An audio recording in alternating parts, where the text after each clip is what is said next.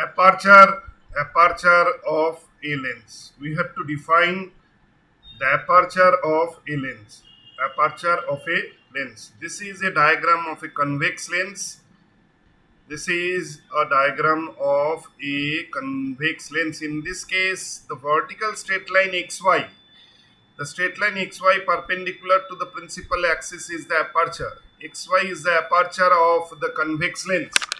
XY is the aperture of the convex lens. In this case, the straight line XY is the aperture. The straight line XY is the aperture of the lens.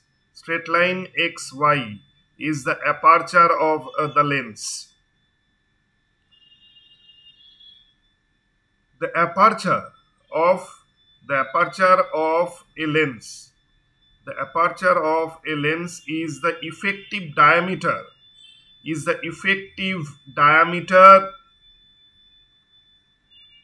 aperture of a lens is the effective diameter of the transmitting area of the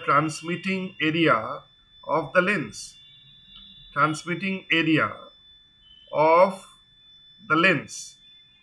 The aperture of a lens. The aperture of a lens is the effective diameter of the transmitting area of the lens. Now we can draw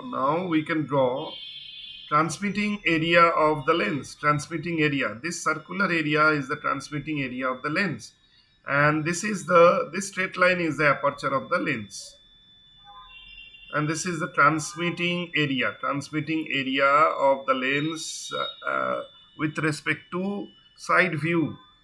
And in this case, XY, the straight line XY is the effective diameter, that is the aperture of the lens. XY is the aperture of the lens.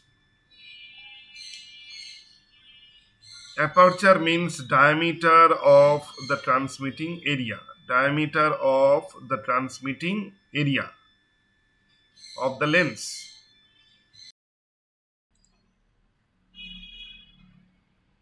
In this case, the parallel rays which are incident on the lens will be transmitted through the lens, and they will pass through the second principal focus.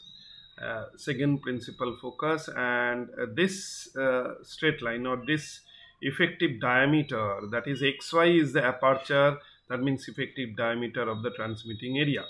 We can represent the aperture in this way, so that we can assume that transmitting area as a circular transmitting area. This is the circular transmitting area. XY is the aperture or effective diameter, and on this lens having circular transmitting area, parallel rays are incident from the back face. In this case, parallel rays are incident. Parallel rays are incident on the circular transmitting area. A ray passing through the optical center will be transmitted or will be refracted without any deviation, and the other rays will be passing through the second principal focus of the lens after the refraction of parallel rays of light through the convex lens. F2 is the second principal focus, and in this case, this straight line XY, that is the effective diameter of the circular transmitting area, is the aperture. XY is the aperture of the lens. This straight line XY is the aperture of the lens, that is the effective diameter. That is the effective diameter of the transmitting area. Effective diameter of the transmitting area of the lens. Now the intensity of image formed by the convex lens is directly proportional to the square of aperture of the lens. Therefore, intensity of the image formed by the lens,